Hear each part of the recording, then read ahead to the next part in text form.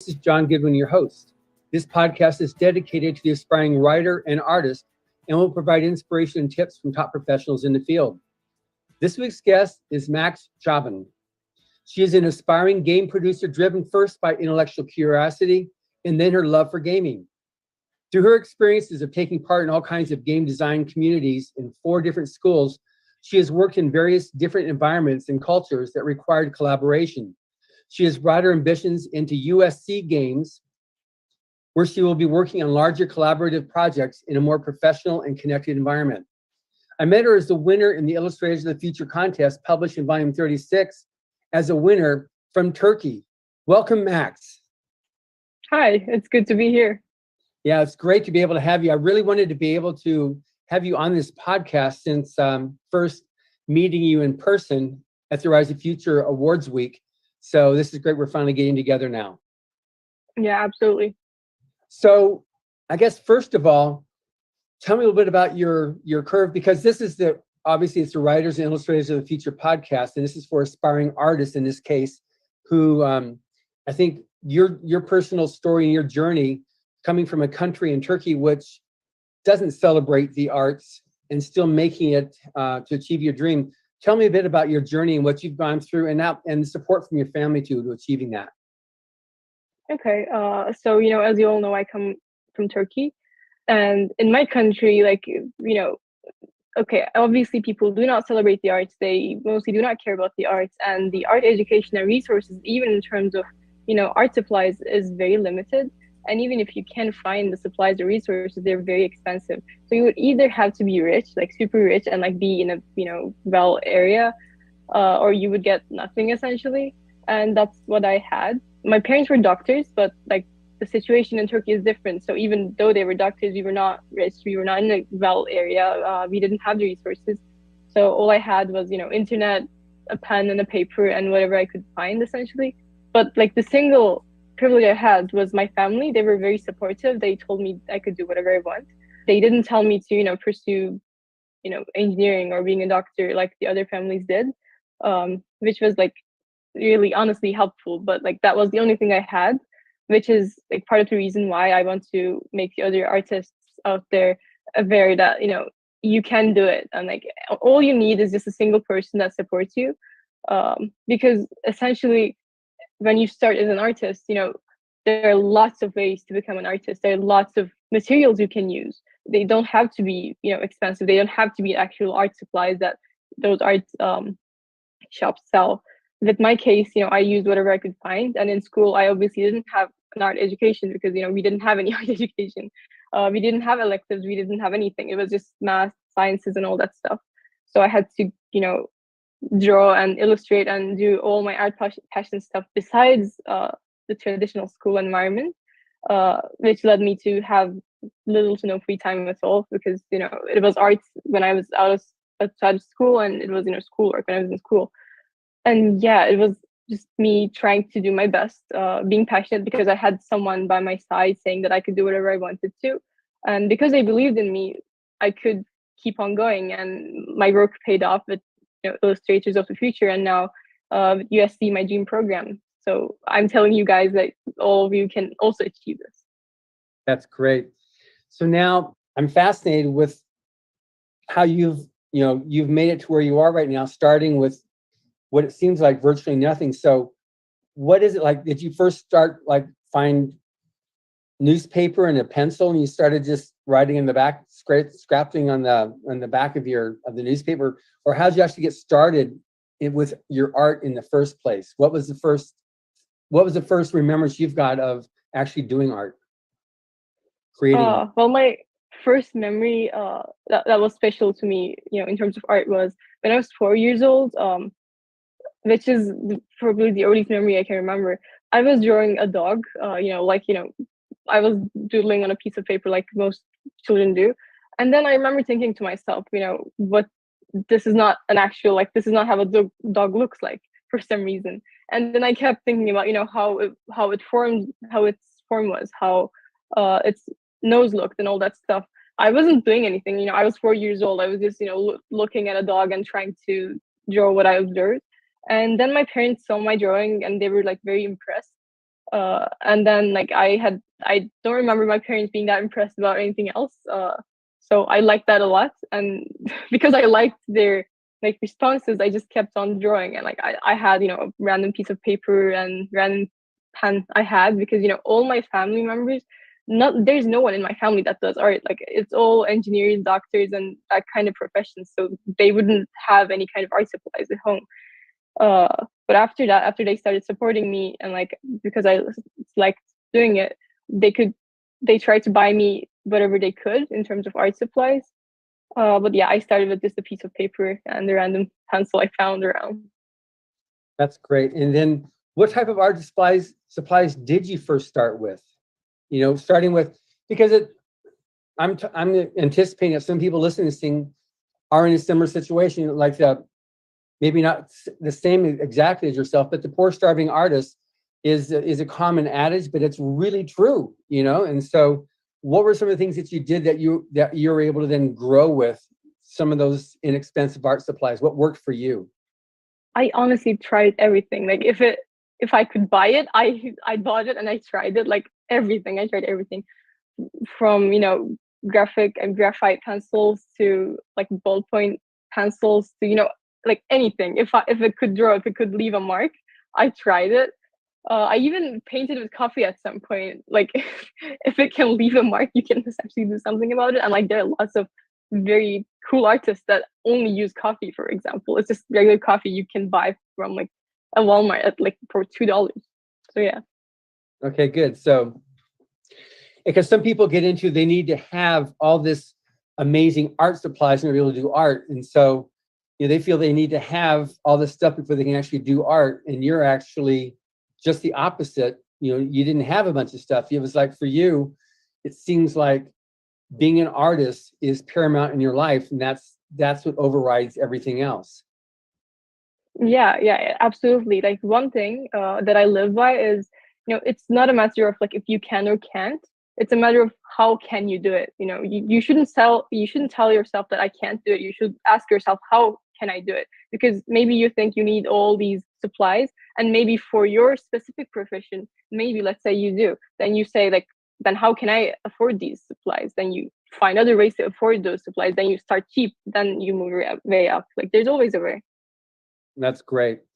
Now, as you say, coming from Turkey, how did you maintain your drive to create art in an environment which doesn't acknowledge or recognize and quite possibly suppresses art? This is an interesting question. Like my favorite professor, like not professor, my favorite teacher in high school in Turkey was an American teacher actually. He was the one who wrote me a recommendation letter, and that was like one of his favorite, one of my favorite sentences in his letter, who said, if you could hold on to your dreams in a country that tries everything to get rid of them, I believe that you will achieve all of your dreams. Yeah, that's true. I don't know how, but like I just had the passion, I had the drive, I had my family. Like just a single person is enough. If you like something enough, you will keep doing it, or you can keep doing it. Yeah, after the awards event, I saw how proud your father was of you. That was pretty cool. Yeah.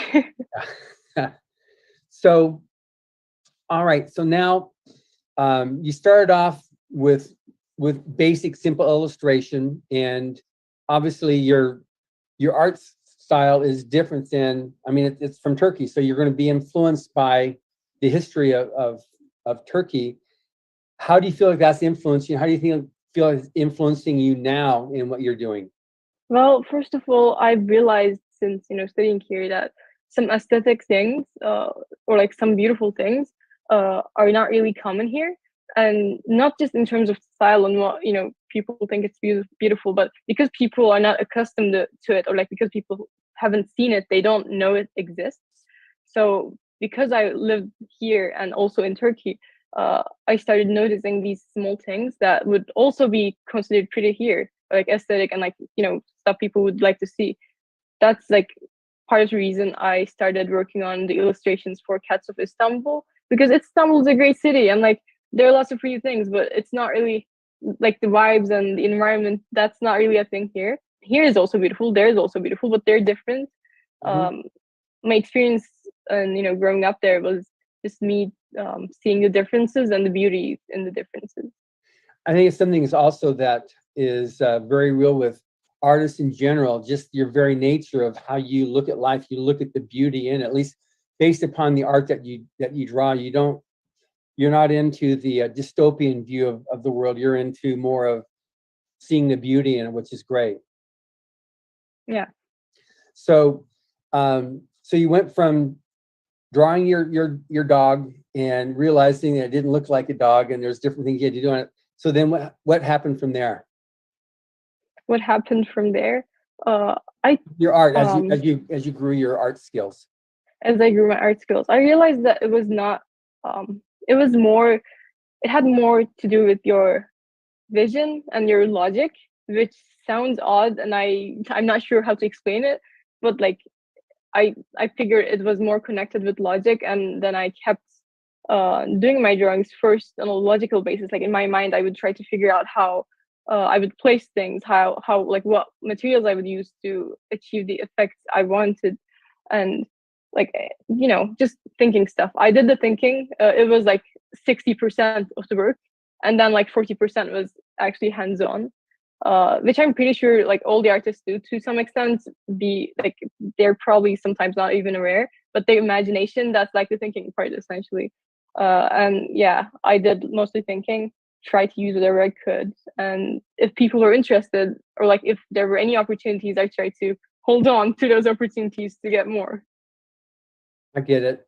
So where you're trying to illustrate a dog the way a dog looks, but then meaning looking at life the way it looks, to where you change around to like how you see it, which isn't necessarily like a photograph. It's like how Max sees it.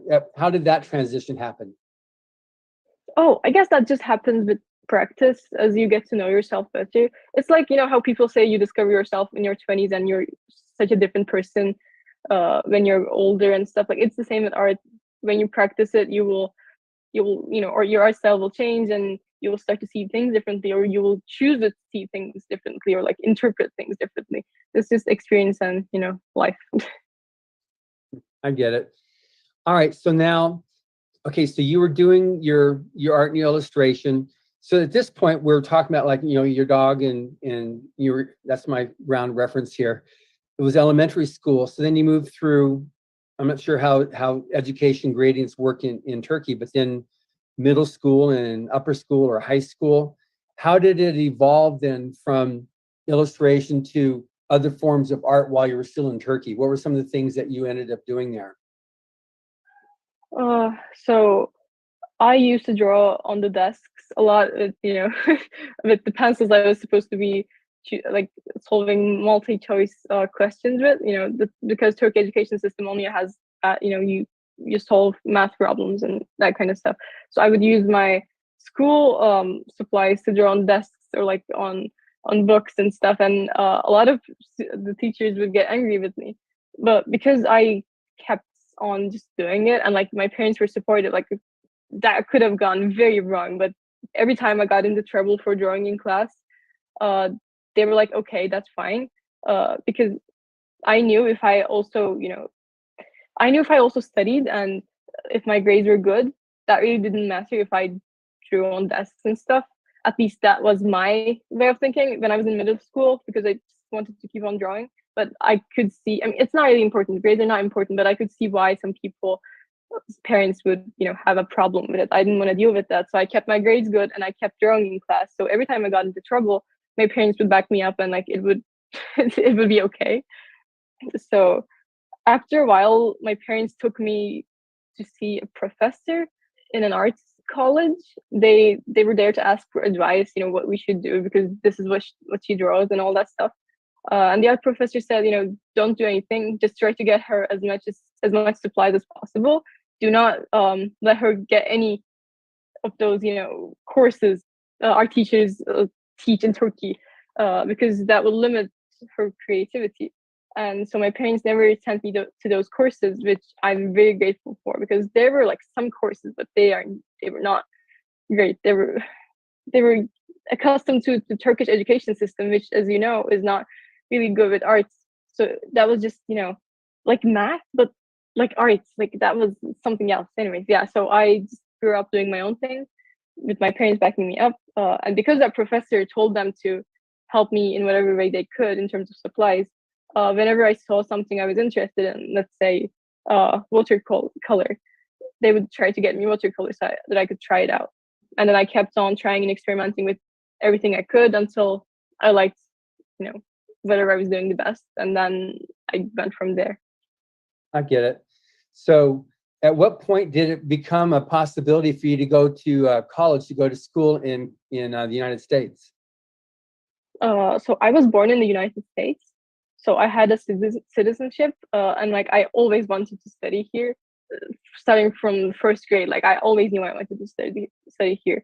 My parents obviously didn't want to send their only daughter to college in another country, as well as my other family members. But since that was the only thing I would talk about ever since I was a kid, they kind of had to, go along with it. But they were supportive in the end. And I'm spending all this time doing art, like all the other artists. Like I'm giving away my time to practice, to draw, and all these stuff that are sometimes, actually in most cases, not supported. So I have all this work I have with me. So why can I not use it for, getting scholarships or being accepted to colleges?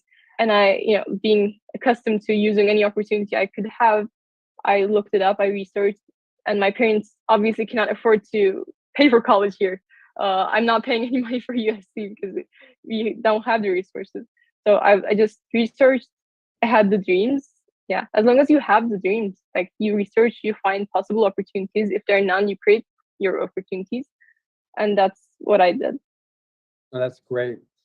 So, like I read in your introduction here, you're working in various, you've got these various environments and cultures. You said that, how does that play? Because you've got the culture of, I guess it's Turkey and in the United States, or any other cultures that intertwine with you? Well, first of all, Turkey, yes. Then I studied in Rize for a year, Rhode Island School of Design. I first went to college there, and then I transferred to USC. Rize, Rhode Island School of Design.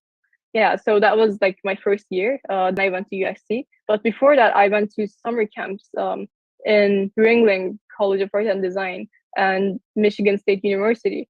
So in all of these environments, I worked on creative projects, and it was like eye-opening for me because all the people I met and like the differences they had, even in like game development, which is a very specific thing, they would have so many different ways of doing things.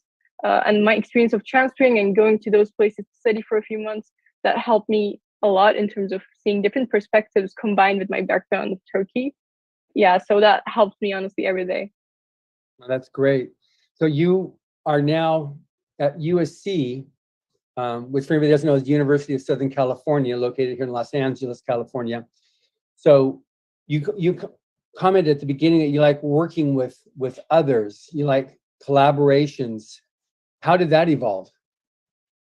So USC is, for game design right now, for many years honestly, is the #1 game design school in the world.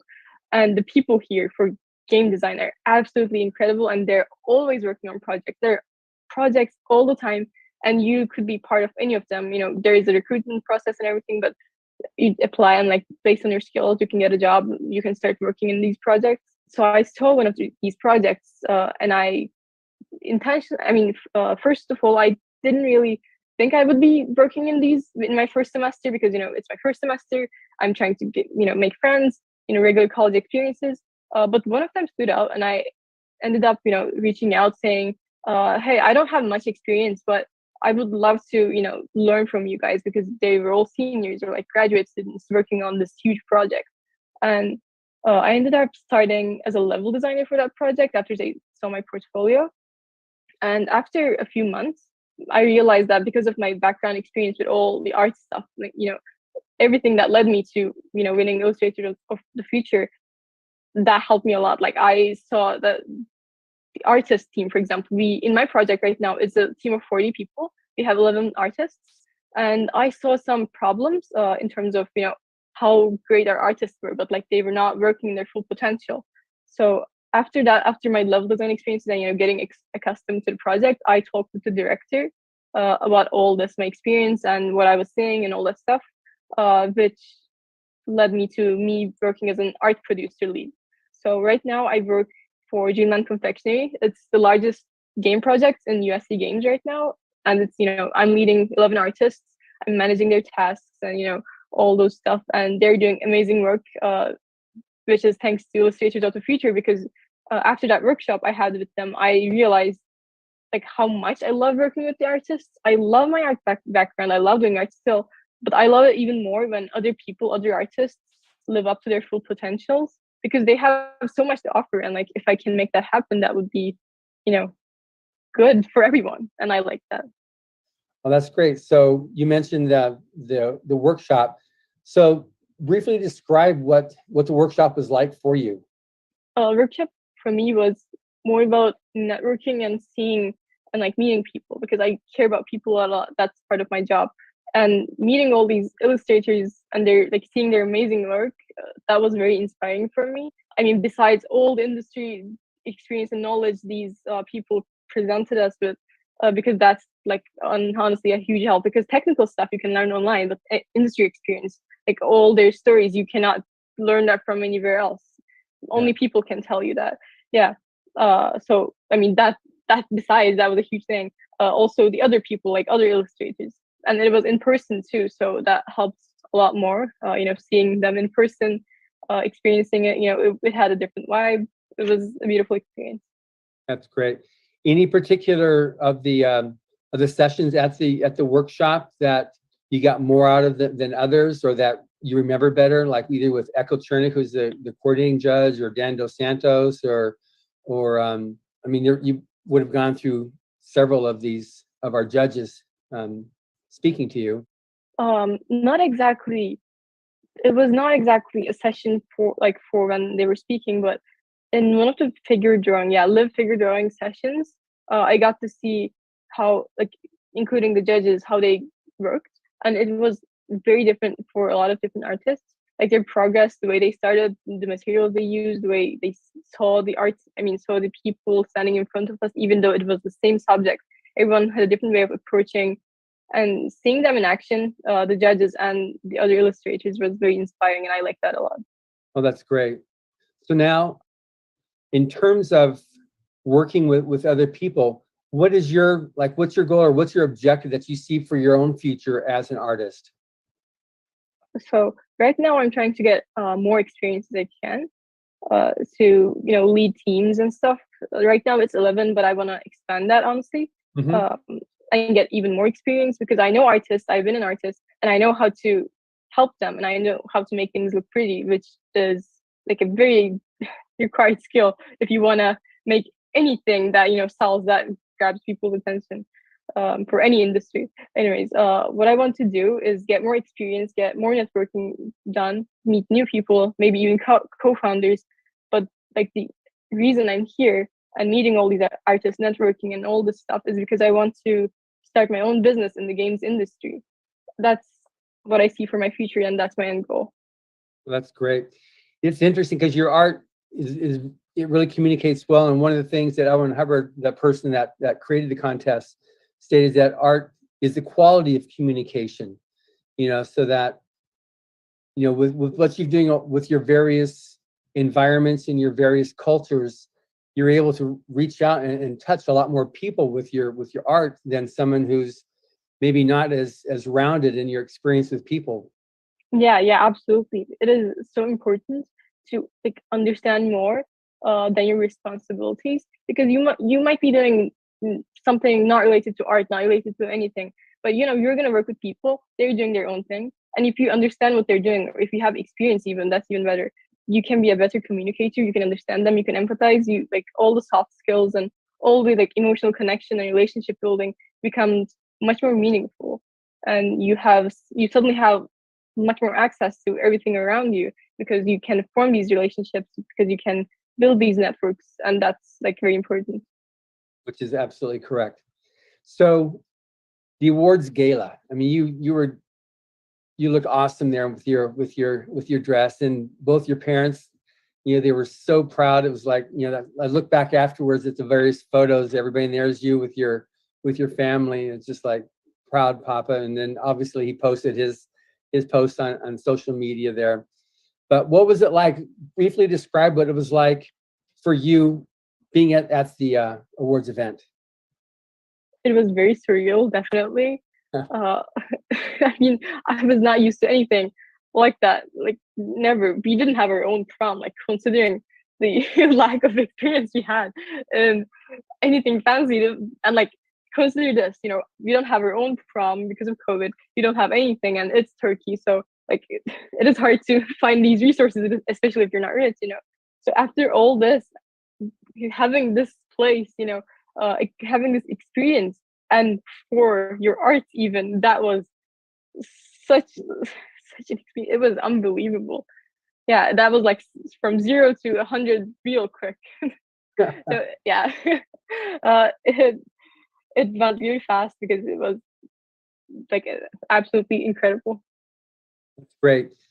When you're called up onto the stage, as a winner to go up and speak, what was that like?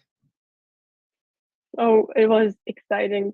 Like, I felt very grateful that I got to speak a few sentences about my situation, my experiences, because I know a lot of people are in these situations. I keep talking with these people. A lot of people reach out to me, especially in Turkey, because I've went through the same thing. So I was very grateful that I got the chance to speak about these stuff, and hopefully maybe someone saw it and they were inspired and they kept on working. So yeah, grateful. That's good. And then what type of what's the value to you, or as an artist, to being recognized as a winner in this international art contest? What does that do in terms of a vote of confidence, if nothing else, as an artist? Definitely a lot, because I feel like a lot of artists suffer from the fact that there are lots of photorealistic artists out there, and they do great. Lots of different kinds of artists, lots of professionals, and sometimes artists tend to compare their work to other artists. Maybe thinking, is this good enough? Should I, maybe draw more realistic? Like, what am I doing? Like, imposter syndrome. And something like this, like, boosts your confidence a lot, because that even, like, no matter what style you're drawing in or illustrating in, you have this to back you up.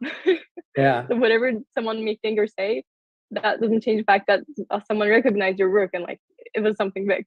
That's great. It's funny because one of our judges, who now, Craig Elliott, who works at Disney, but he was the art director at Netflix for a while. When I had him on the podcast last year, he said he knew about the Illustrators and Writers of the Future contest when it first started coming out. He never entered because he never thought he was good enough. And yeah, a lot of people. You're talking about like the imposter syndrome. So he thought like, oh, I could never be that good. But yet here he is now. He runs all the animation at Netflix. Now he's moved over to Disney. A lot of what you see in animated movies is his creations. Those are his designs, and so that's one thing I'd like to address a little bit more, is just the imposter syndrome and what your take is on it, and why it's important not to succumb to that, but to still persist on your own dreams and don't be your own worst enemy. So talk a little bit about that if you can, please. Okay, so the reason, as I might have mentioned, that I like to support people and like tell about my experiences is that I was lucky enough to have my parents believing in me and nothing else. So because that was the situation, I was able to understand that, like, even a single person, even if you have nothing, like, a single person believing in you can change a lot, because it's all about you. It's all, like, everything you can do. It's all within your skill set, or if it's not, you can grow that skill set. It's like possible. And there are many proofs of that happening with, people coming from low income families, people coming from nowhere. So essentially, that I'm here to tell people that they can, and I would love to be that one person that's believing in them, because I've seen it happening many times. It is possible, and anyone can do it if they have the passion, if they like it enough. As you said, with the, like, Disney executive and like the head of Netflix, the previous head of Netflix. He didn't even think that he was good enough for a contest, which he's now being involved in more than just a contestant. So obviously everyone can do it, and especially the artists. Good. Now, did you ever have to deal with someone saying like, don't do art, you need to be more responsible for your future, you need to be an engineer, you need to be a doctor, you need to do something that's going to better guarantee your future? Did you ever have to deal with that? Oh, all the time. I mean, nearly everyone around me. I mean, I was lucky enough to have a supportive circle, but it is Turkey. Like, the majority of population don't know or care about arts, and the teachers and lots of people around me, like a lot of influential people around me. Like, I never got any respect for my art from my high school. Even when I told them that when I won the Illustrator award for this competition, they didn't care. Which is like very funny because they're a small high school in a random city of Turkey, and this is a great marketing opportunity for their high school. Some student is winning an international art award, but they didn't care. That's how much uneducated, or like how much, God, how less value to art there is in my country. So sometimes verbal and sometimes because of these nonverbal or small things, I felt it a lot. There was this one teacher that told me like this exact sentence in Turkish: "I hope you never graduate." She told me this exact sentence because I was doing art, and because I was not supported, I had no sense of belonging to my school. I mean, I didn't have any respect for my school because they didn't respect me, and because of this fact, some of the teachers were even against me graduating high school. Wow. But yeah, that was very funny in a frustrating way. But I kept on pushing. It doesn't matter what they said. I'm here now. And I mean, there was my family supporting me again. Yeah. And yeah, there would be always those kind of people. And like, even if you were doing great, amazing, astonishing work, there's still going to be people like that. And it's sometimes not their fault because, they're coming from that kind of background. It doesn't really matter for the long run. Like, they're not going to be a part of your life for a long time anyways. So yeah, I just didn't care enough, and then I kept on going. That's great, because I think that's one thing that's really, really important that people understand. Because I run into the same thing with people that are aspiring writers as well. That you got someone that will say, don't give up your day job. Why would you want to do something where you don't have a guaranteed, you're going to get your, this, that, and the other thing with a regular job? Don't do that. But the people that excel and whatnot, like yourself right now, is like, you can't envision a life without your art. Yeah, absolutely. I agree. A lot of people need this support in their lives because they do amazing work, and sometimes it goes unrecognized because some other people around them are telling them not to quit their day job, which is very wrong. It is absolutely incorrect that you cannot make a living with your passion, and it is again incorrect that if you like art, you can do a lot of things related to art and like as an artist, but you don't have to work as a freelance broke artist everyone thinks you are. Yeah. So for your future then, because obviously you're going to USC, and then you've got this amazing opportunity that you've taken advantage of working on this team. As obviously you've got some serious skill that they were able to take you straight away, and now you're already a supervisor in this program that's mostly contains seniors. So I mean, that's quite a testament to you and your abilities. So do you see yourself being able to continuing on with your art, like your illustration, your painting, creating games, like being diverse across the arts, as well as being a manager of your own company? Do you envision yourself all types of art continuing, or do you want to get specialized right away? I like Okay, so right now I work in very different fields in terms of the arts. I don't work as a game artist because I'm more interested in the art production side, but I can do that whenever I want, and I can get involved with projects as an artist whenever I want to.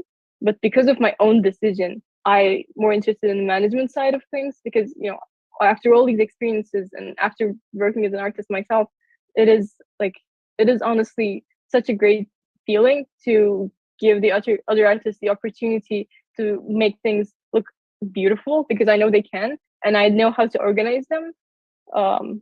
But like if I wasn't interested in the management side, I have gotten many offers to work as an artist for the projects, and like I just reject them because I'm more interested in the management side. But like that's very possible if anyone wants to do that. But I'm like definitely interested in art management or creative management. So, so just to define that a bit better, so that people listening to this can know what you mean when you say art management. So, what exactly is art management as compared to the creative side?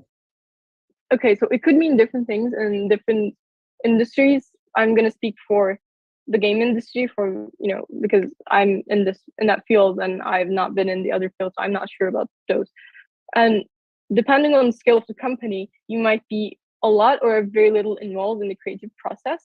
If it's a very large company and you're working as an art manager, like creative director, or like art producer, you are mostly organizing tasks and organizing the art team to make sure that they make the game, make the visuals look amazing. But if it's like on the smaller scale or the smaller side of the scale, you can be more involved in the creative process, even deciding for how the game visuals should look or like deciding for the tasks yourself. And a lot of different positions come out of art production, art direction, art leads, creative direction. All these stuff are management stuff, but like involved in the arts somehow. And the level of creative input can depend on where you're working. Yeah, right now I get to have a lot of creative input in my projects. I get to do concept art, and if I want to, I can do modeling and contribute to that stuff as well. But yeah, it depends on where you're working. Yeah. So, I guess with respect to other aspiring artists, because you're like the leader of the pack with what you're doing here. What advice do you have now for other aspiring artists of what you had to go through, like what kept you inspired, like deep down inside, that they can then use as well to keep themselves going and achieving their dreams? I would say like live the life to the fullest with your passions as much as you can, because for me I found this one memory, one experience that just stayed with me for my whole journey. And whenever something was hard, whenever I wanted to give up, whenever I had a big obstacle, I could go back to that memory, I could go back to the experience and say, well, this is my reason. You just have to find yourself a reason, so that because life will be hard, you're gonna fail a lot, like, but you have to get up every single time. You have to find a reason to keep getting more opportunities, to keep making opportunities, to keep going. I get it. So, and if you don't mind sharing, what was that reason for you? What was that? Yeah, it doesn't have to be something big. With me, it was like one night. It was 5 a.m. in the morning, and I was playing Rainbow Six Siege with my friends on the PlayStation 4. I had this one room that's very small, that there's no lights, no windows, and I have a TV and my console. Like, it was like a man cave. I was in that man cave playing Rainbow Six Siege with my friends at 5 a.m., sleep deprived. And for that moment, we were in custom game mode. For that moment, the game had a bug which looked ridiculous. And because we were all sleep deprived and it was 5 a.m. and a bunch of gaming people, that seemed ridiculously funny to us. And I remember laughing for like at least 30 minutes until my stomach started hurting. And at that moment, I thought, I don't want to leave this experience. I don't want to ever stop playing games in my entire life. I want to keep playing games. I want to keep having these experiences that I love to have, even though it was 5 in the morning. And then, being a game designer was a way to make that happen, because to make games, you have to play games. And that's what I'm doing. Well, that's great. So that's what keeps you going, no matter what, with any difficulties or humps that are really hard to overcome. Yeah. That's great. So I guess then for the aspiring artist or illustrator, anything that, again, we'll go back to this a bit then on just the whole way that you went ahead and overrode all the obstacles and barriers, because that's something that, especially here in the United States, there's a tendency to think that things are owed to one. It's and that's a definite liability, because it's just, at some point they realize, if you're going to get something, you need to work for it and get it. So again, let's go over a little bit about your whole, how you capture each step of the way, how you owned it and overcame it, and then take your next level up, like your mindset. Okay, so here, because United States, in terms of welfare and people's lives, and like what they can afford, their opportunities, because of the country, essentially, because it's so much better than most places, it is somewhat understandable that people don't really realize what's actually going on outside of the States and what people do not have. But actually, you're not owed anything. Like, for example, public schools, I've seen many people complaining about how they didn't have a 3D modeling class, and I'm like, what do you mean? We didn't have any electives. We didn't get to choose anything. Like the smallest things they have. And like, even if you don't have any electives, let's say you don't have anything, let's say your school is the worst of the worst, because it's the United States, you can find an art club, an art course, like a studio somewhere nearby. I didn't have none of that in my city, like nothing, absolutely nothing. And that's okay. That's how they were raised. That's what they've seen. But it's, at some point, it's important to realize that if you don't have something you want, you go get it.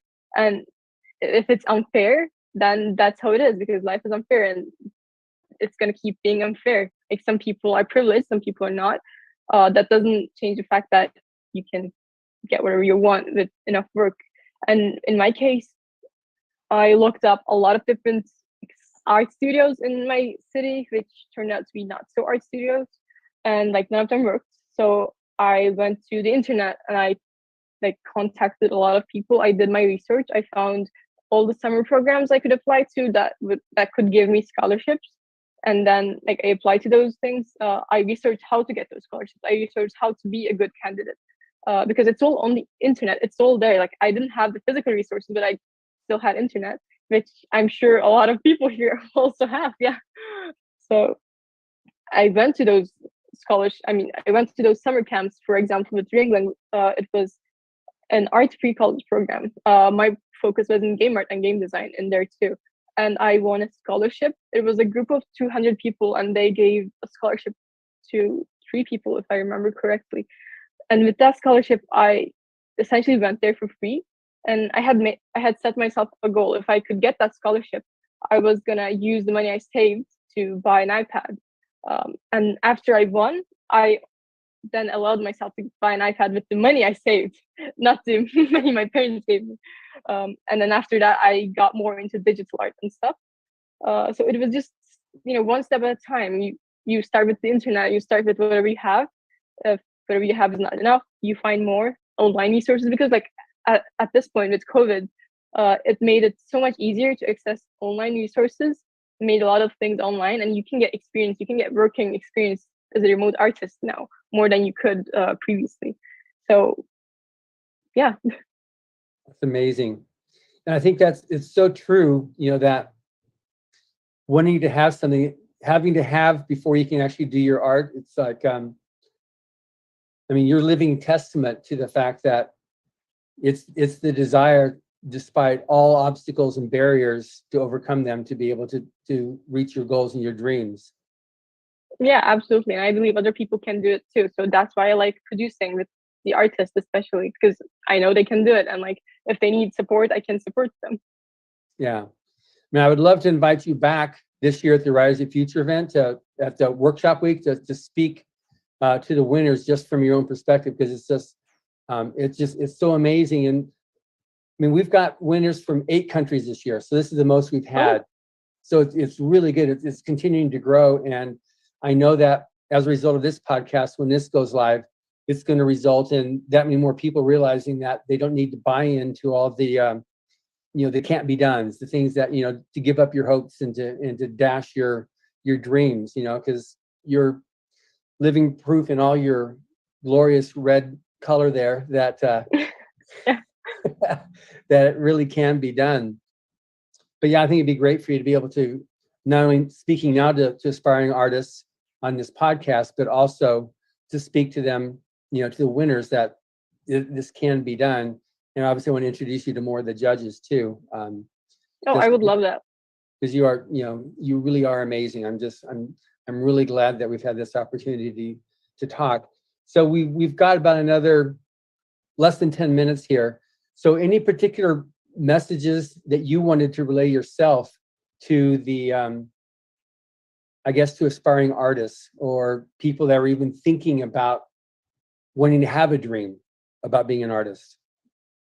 Well, for this whole time I've been talking to you, but I would want to use this chance to talk to the artists, like specifically artists. Like I can say that I believe in you. Like I personally believe in you, even if I haven't seen your work yet. Because even if I haven't seen your work, and even if you think or actually are a very beginner and your skill level is very low, I've seen many artists going from 0 to 100 real quick because they were so passionate. And like even in a span of 2 years, I've seen artists like develop incredibly. Like it was just stick figures to actually realistic paintings in a span of 2 years.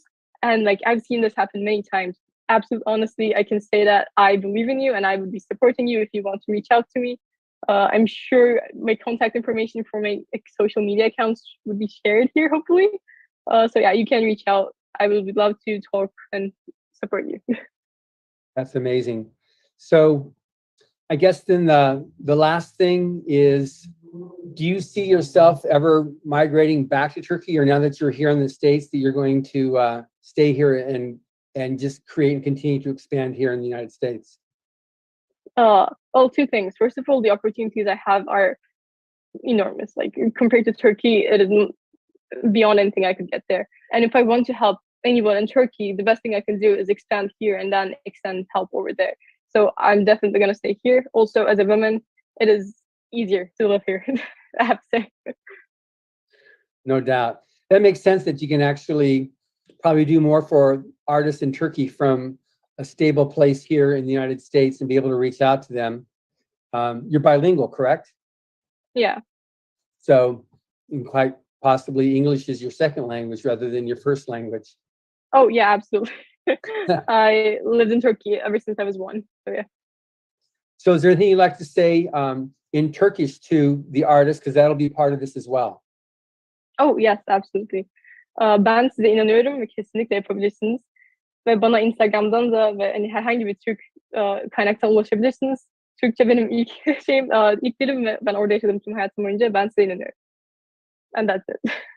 Okay, good.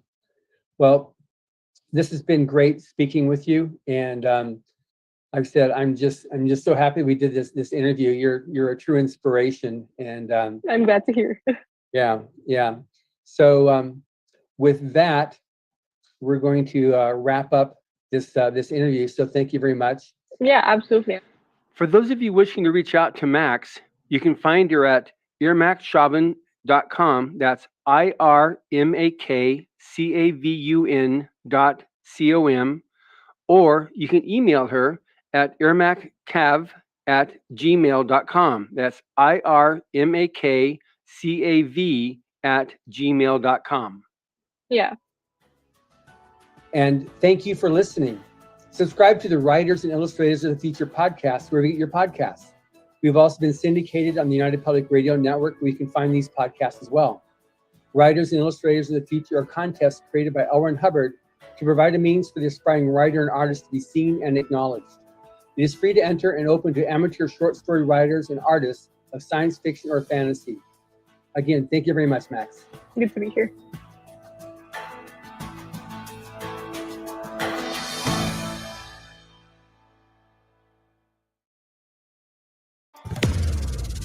Baby, this is do or die. Feel it in my veins tonight. Emotional suicide. You know it's an eye for eye. I didn't wanna walk the plank. No, but the Mariona, it came like the thunder. I was on my way to going under. Swimming in the pain, I was covered in a tidal wave. But I'm a fighter. Try to take me down, I'm going higher. Baby, you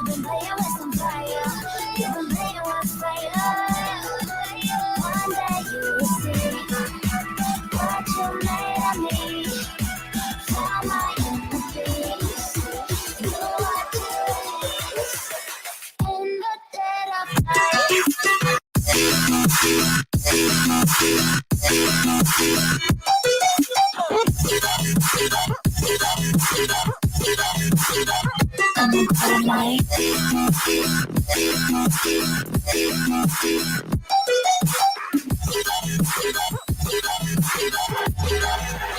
maybe when it's still dark, you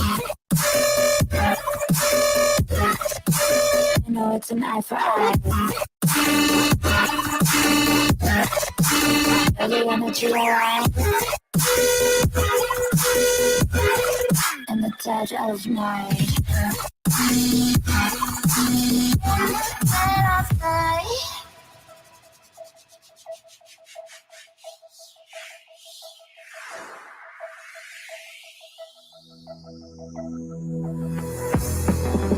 You can save your alibi. I already know you lied. Oh no, no, don't even try.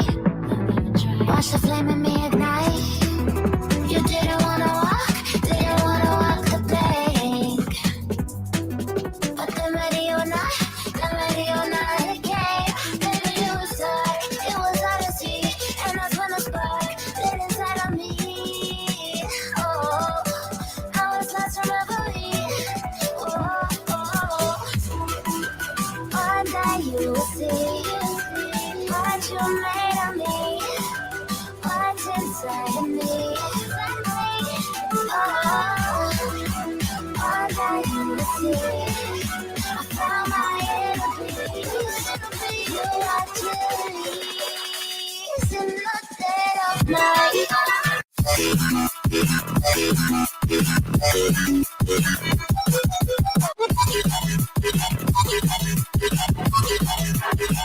And the dark night.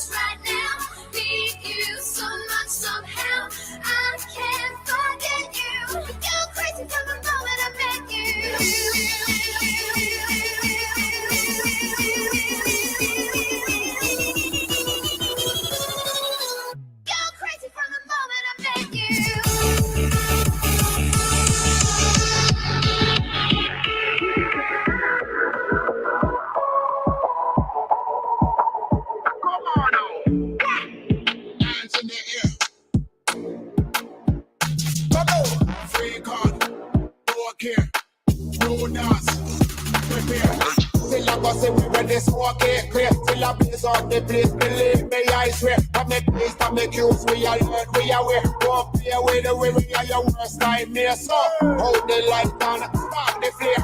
And let the people know the party's over here. Half my century in the pan welfare too. Pound a shot of one, pound a bit of come on.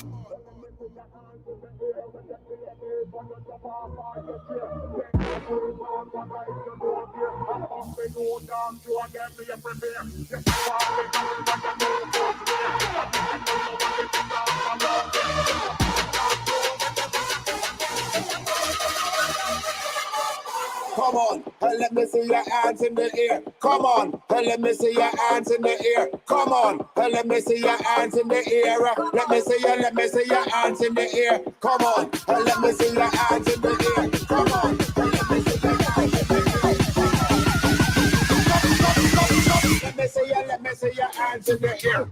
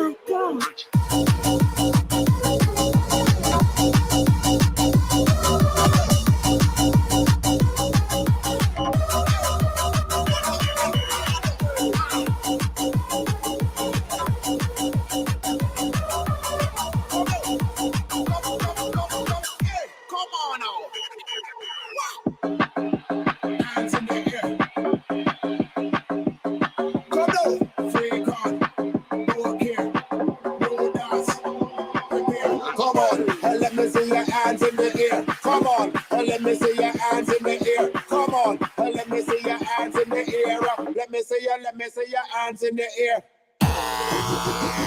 Come on, wait. Hey, I know. Come there.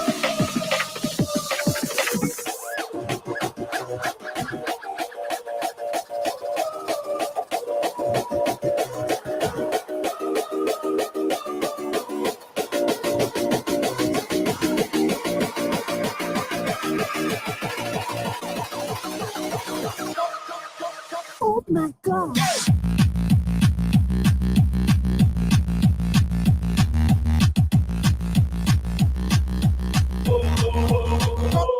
Come.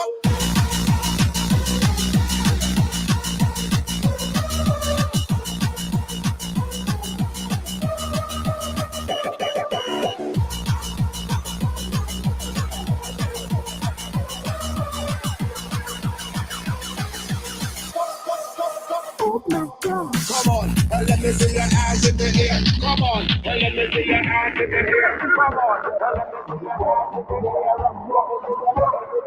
in the air.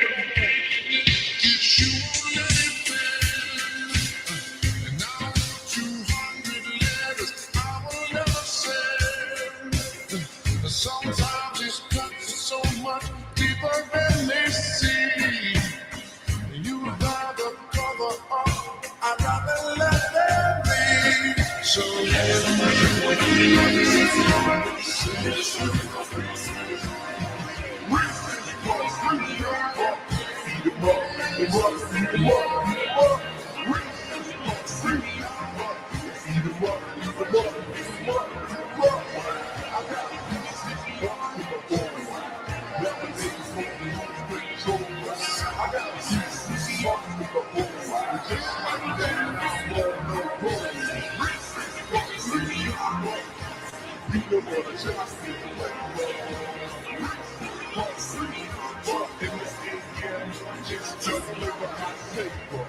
peanut butter and chocolate too.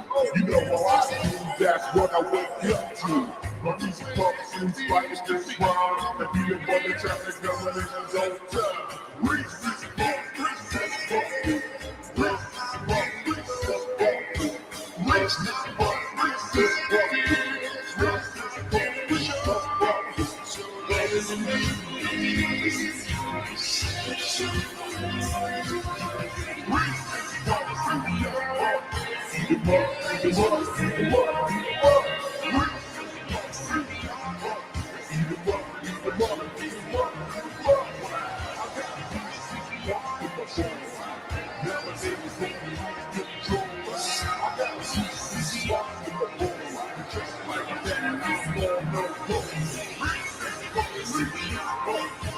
Peanut butter Johnson, let it go.